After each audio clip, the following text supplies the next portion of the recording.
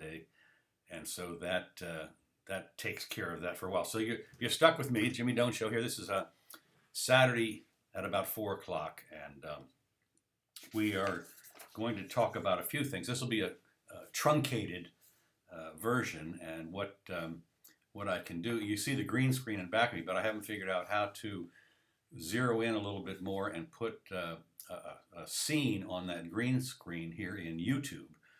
I do have another blast that I do, short rants that I do on Facebook, on my Facebook page, and there I have managed to find a way to put the scenes in the back so it looks like I'm in Paris or something. It's kind of cute. That's over Facebook, George Elmore or something like that, or Jimmy Doane, I guess, maybe. It's Jimmy Doane, I think, or JD Show, maybe. Who knows? I'll get this right. So anyway, what I wanted to chit-chat about a little bit was Obama has decided this headline is Obama to bypass Congress. He's decided that unilaterally he's going to raise the death tax. Now, the death tax has been all over the place, and I remember it wasn't but a couple of years ago that the death tax was 55% over $600,000. The first $600,000 was free. Well, and George Bush got in there, and I think the death tax is somewhat lower now. The percentage is somewhat lower. I'll find out here in just a minute. And at $10 million, you get, quote, for free, unquote. But this inheritance tax is inherently immoral. It's just plain immoral. It is an example of, how they get away with this is mind-boggling. This goes on, once again, to the government knows no bounds when they try and take your money, which of course is the only place they can get it from, is from the sheep or the taxpayers or whatever it is. Governments have no money of their own, so they only can get it from us. And of course, it's never enough. President Barack Obama isn't afraid to enact his agenda over the will of Congress at this late stage in his presidency. And most recent overstep, this is kind of an op-ed piece, so you notice there's bias here. Most recent overstep being an effort to unilaterally raise the federal estate tax, aka the death tax.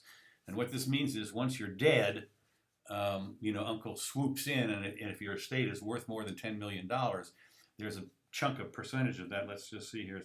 It's down to 45%.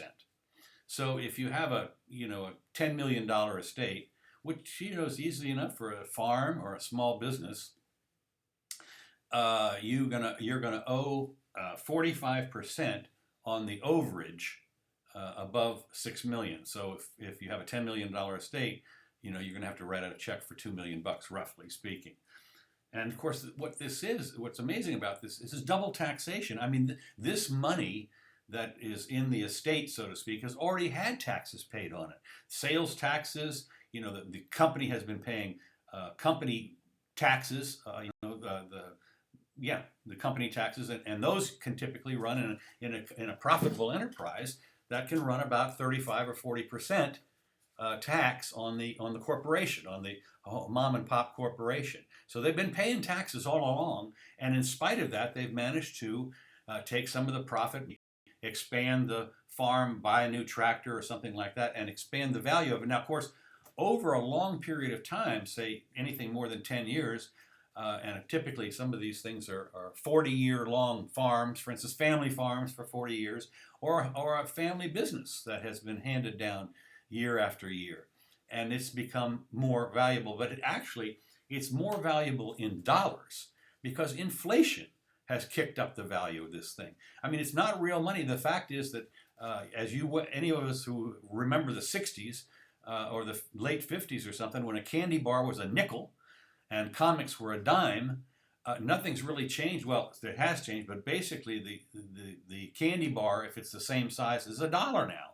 It has nothing to do with the candy bar. It has to do with the inflation that the Federal Reserve has stashed on us. This is what they call a stealth tax, and it's actually kind of a theft. So the point is that if your farm was worth $10 million in 1960, and you did nothing to it except just maintain it, nothing else.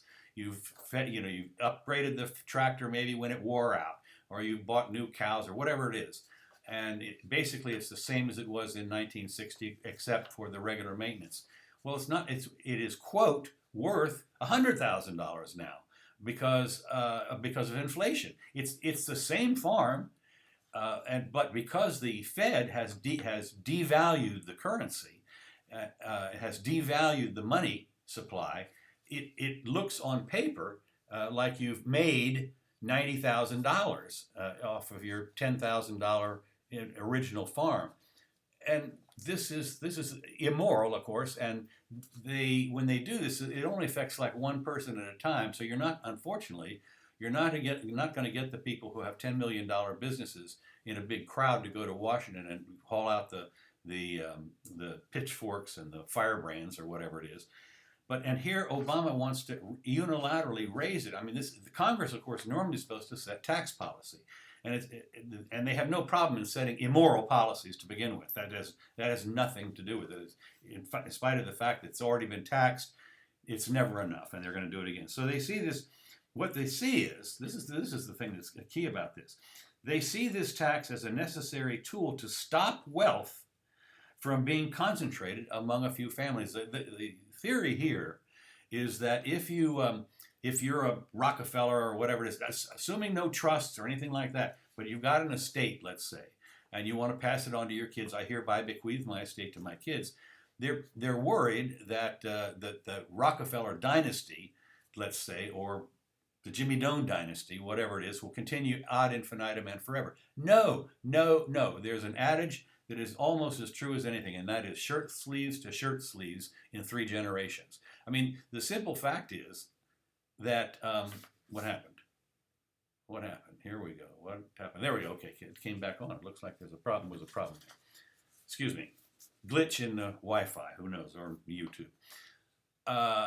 Where was I? The fact is that these people that don't have, very often the children, might decide to go on a round the world trip and just spend the money. It gets back in the economy. All the money that anybody earns, gets back in the economy one way or the other. But the government wants it now. They want it right now, and they're going to take it right now. And that's why, for instance, up until 60 years ago, you waited around until August 15th to write the check to the federal government for your taxes. Of course, taxes were considerably lower there for a while. Well, not in 42, they went up because of the war. But my point is that when they did the withholding, on your weekly wages or whatever, whoa, this was a manna from heaven. And of course, they never repealed it. They were supposed to repeal it after the war was over. Of course, they never did. This was a manna from heaven or whatever it is. And the deal was that, and they've got us convinced. It's so funny about this that people wait around till they file their taxes after that, from January to February, so they can get their refund. Well, the thing is, it was over collected, and the feds had use of that money. Let's say you're going to get a $4,000 refund. You overpaid by $4,000, and all they're doing is handing your money back, no interest. Of course, we have no interest anyway these days with 0%. Thank you, Janet Yellen. But the deal is and people actually will claim, I don't know, more beneficiaries or fewer, however it is, to try and adjust how much money gets taken out of their paycheck. And looking forward to the windfall that is going to occur as soon as they file their taxes. Well, they're just getting their own money back. I mean, and of course, what it is, this is kind of like a Christmas savings plan in the old days. This is forced savings. It's kind of like whole life insurance, where they basically invest the money for you, and it builds up a cash value and so forth. But it's privately done, and of course these days the insurance companies are having a little problem, so the pension funds, because they can't invest the money at much more than 0%. So anyway, to continue, now what they did have is they had an exception called valuation discounts. And they made sense economically because they allow families to reduce the taxable asset that does not have a frequently traded market. I mean, if you have a unique, like Ned Flanders has got the leftorium. Well, I mean, it's not like it's you can't just sell that overnight. So you can reduce the value for tax purposes because it's going to be tough to sell. And so they allow that. They're cutting that out. And of course the fact is that the government forgets that it is easy. Now, if they eliminate that valuation tax, which that's what they're planning to do, it's as if you could just instantaneously sell your property or your business at the highest bidder the next day after the death, while the casket is still being lowered into the ground. So the point is that this is your government at work. I mean, they're a pack of thieves, is what they are. I mean, they're just thieves, and they get away with it. Why? Because of course they have a gun. I mean, if you refuse to write the check or hand over this money, at some point somebody's going to show up with a gun and take it from you or put you in jail or so forth. So the other thing is that's a problem is when you have a going business, and let's say it's a family business, so the kids inherit it, and maybe they're going to have to pay this penalty, this tax. Well, now it's not profitable for the business to be, so they have to sell it and get it all broken up, sell all the bits and pieces. If they can't find somebody who wants the leftorium, they have to sell off all the tools, put everything on eBay, sell off the real estate, fire all the people that are working there. I mean, it doesn't work out very well, except the government gets their money today or, very shortly thereafter. And so basically what it does is what I'm saying is, and let me just finish up with this. You've got the fact that it's an immoral tax. But why do they get it? Because it's based on envy. It's on envy. The people that are making $50,000, $100,000 a year are pissed at rich people. How did they do that? As Obama says, you didn't do that. You didn't do that.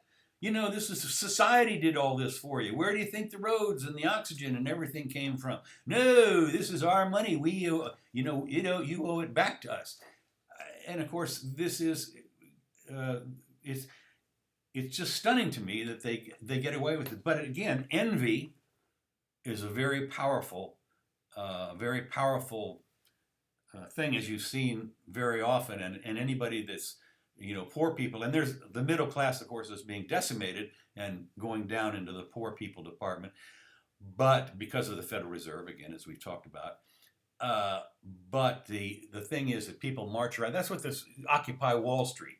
These people don't deserve. They might not actually, but in a totally free market, the money spreads out, and of course they always talk about trickle down economics doesn't work. Well, of course, what the government does is they snatch let's say in this $10 million things, they snatch off $2 million of the estate and hand it and drag it right down to the poor people with a this is not trickle down, this is throw off the cliff down.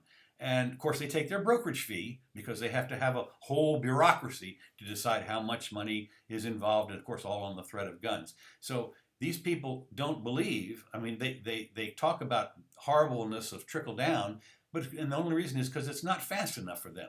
They would rather simply grab the money off your deathbed and hand it, supposedly put it into the poor people, not Social Security, but the benefits to the halt, the lame, the blind, the elderly, the sick, the who knows what. They're not willing to wait for it to come down. So that's the rant for right now. Now remember, on tomorrow at 4 o'clock, it should be Counselor Curtis, and it'll be the way we've done it before. And don't forget that on the Facebook page, I typically try to do that at 10 o'clock in the morning, and that's when I can, since I use my iPhone, I can actually put a little background. I'm trying to figure out how to put a video in the background, but we're working on that. Apparently YouTube doesn't have any way to do that. So thank you for watching, appreciate it, and don't forget to send out a referral to share the video if you like it. Write us a glowing review, whatever it takes. So this is Jimmy Doane signing off, and we really appreciate your forbearance on this.